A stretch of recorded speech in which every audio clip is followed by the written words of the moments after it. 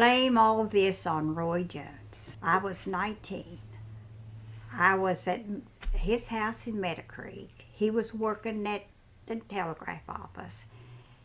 And he called the chief dispatcher and asked him if he would like to have some women working. And yes. So Roy, next morning, he said, "Get your clothes on, we're going to work." That's how it all started. Went in with Roy. Roy worked the second trick at Meadow Creek. Instead of saying first shift, they called it trick. So I went in and learned the job with Roy. And there was only one female operator, and that was the lady here at Glen Jean. She'd been working for years. Like any other job, you were scared to death. It was the Sunday morning, and you know I was nervous.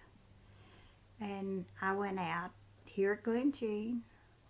It was my first day. And I went out to hand on and got too close to the engine, and I got hit with a train first day I went to work. Wasn't that awful? They called a doctor in Oak Hill and said he was bringing a lady in and got hit with a train. He said, "Oh hell, don't bring her here, take her to Tyrese." I was okay. I just had a little little cut on the back of my head. So I worked there for maybe 6 months. So they called out Meadow Creek and told Roy, said, "Do you think that Nelsie would want to go and work up the Big Sandy out of Ashland?" And Roy said, "Well, I'm pretty sure she would." So Mabel Serball, of course, you wouldn't be afraid to go anything with Mabel. She was as big as a horse and as rough as pig iron. And so me and Mabel said, Nelsie, let's go work up Big Sandy. I said, "Are you sure?" And she said, "Yes." Said they promised they wouldn't send us over 15 miles out of Ashland. And they gave me my pass 104 miles out of Ashland, at the very end of the Big Sandy Railroad.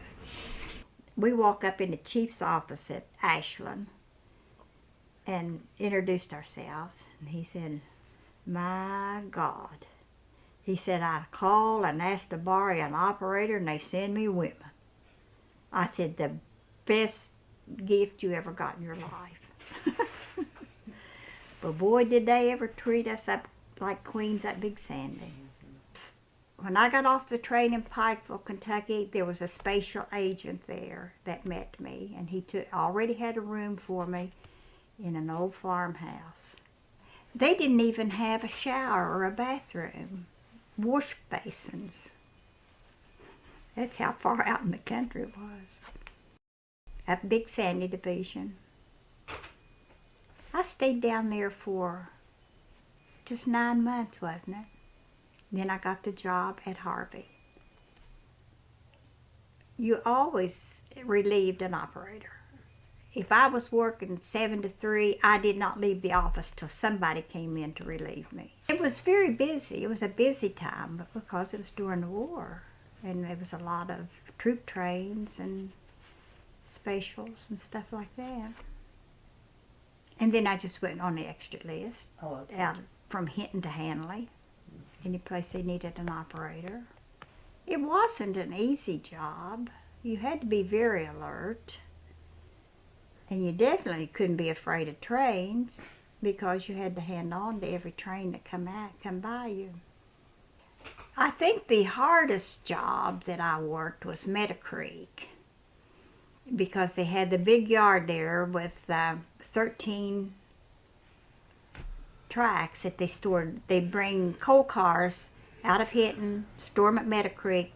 They would send a crew down from Raynell to pick those cars up and bring in the loads from up on Sewell Valley. I was more afraid when I was working at Sewell because there was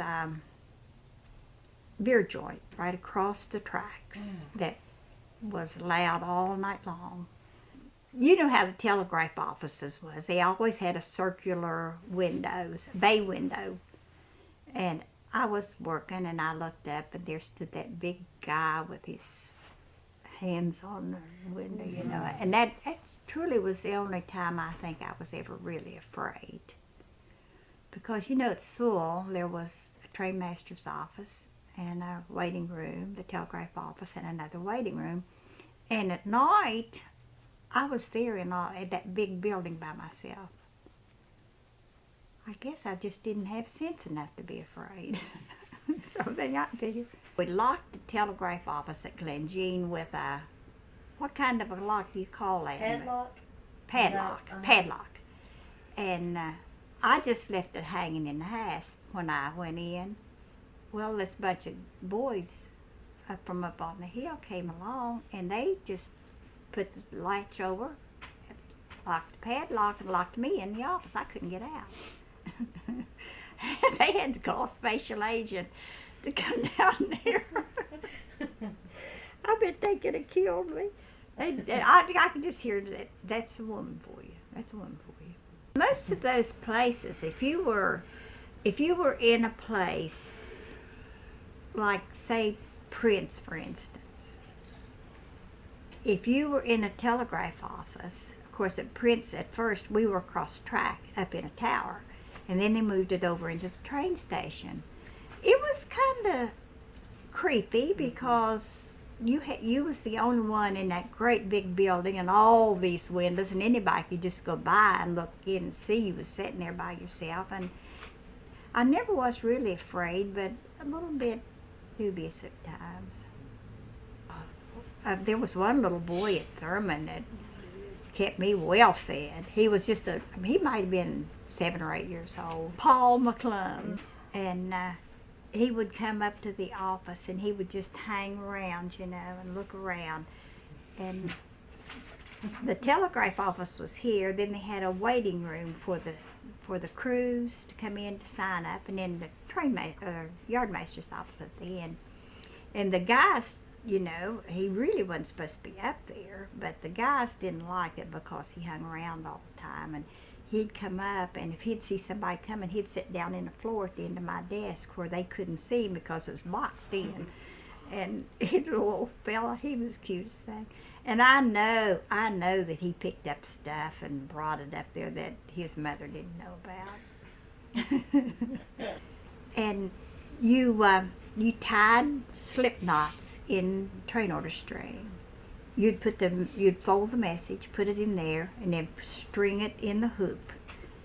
And when the train went by, you just stuck it up like this, and the engineer run his arm through that hoop and pulled out the message. When I went to Big Sandy, when I come home for Christmas vacation from down there, I brought Mother 9 fruitcakes. You'd go out to hand on to them, and kaplunk, something would hit you'd never know. All the candies, all the chips, peanuts. You could not imagine what everybody would throw off. Of course, see, I was the first woman that worked at Big Sandy, and it was a novelty. I worked at C.W. Cabin. That's it. Cabin right at the west yard at Hinton, coming out of the yard and going west. I worked at Meadow Creek.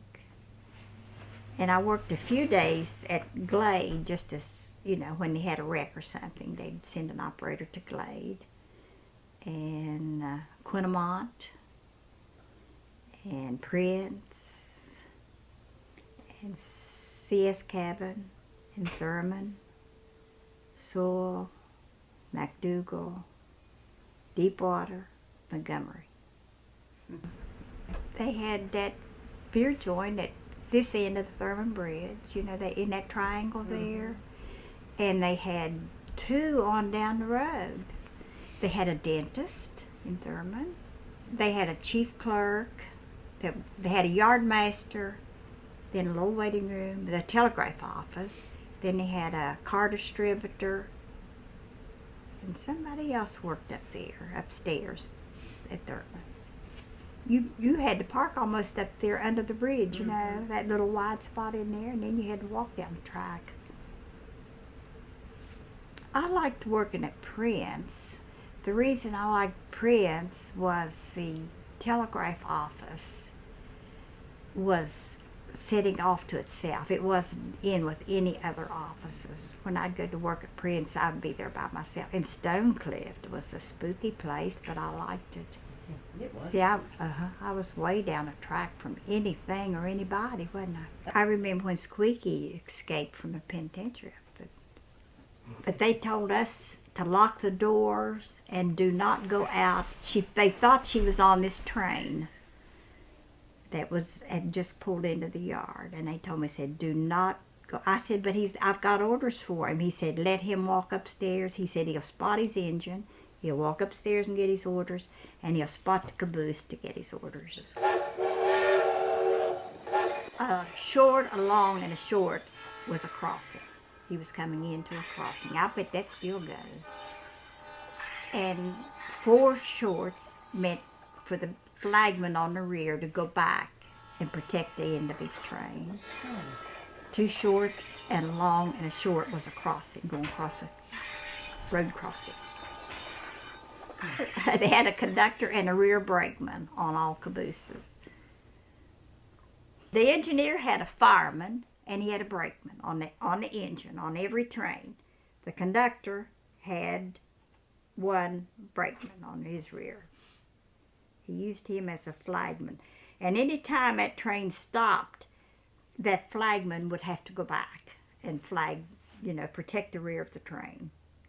Then when they got ready to go, if it was going eastbound, the engineer would blow 3, the whistle. He'd blow the whistle 3 times. And that was calling his fireman in, or his flagman in. We had a few conductors that would get on the trains at their headquarters, like Hinton, and they'd say before we got to Thurman, he'd be drunk and the brakeman was having to run the train. Mm-hmm. They'd just take him upstairs and stretch him out in the cupola and go ahead and about their business. And I spent one whole day getting a credit rating for John Dragon. Didn't have nothing. I mean, when he came in here, he did not have a dime in a backup. He had 7 cars of stone. Wouldn't let him unload it till it was paid for. Wouldn't he been a fool too? Because there wasn't nobody going out there and shovel it back in.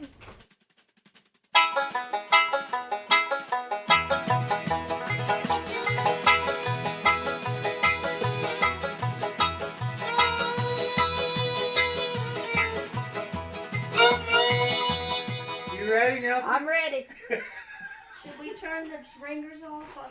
Boy, look at the dust in the corner of this chair.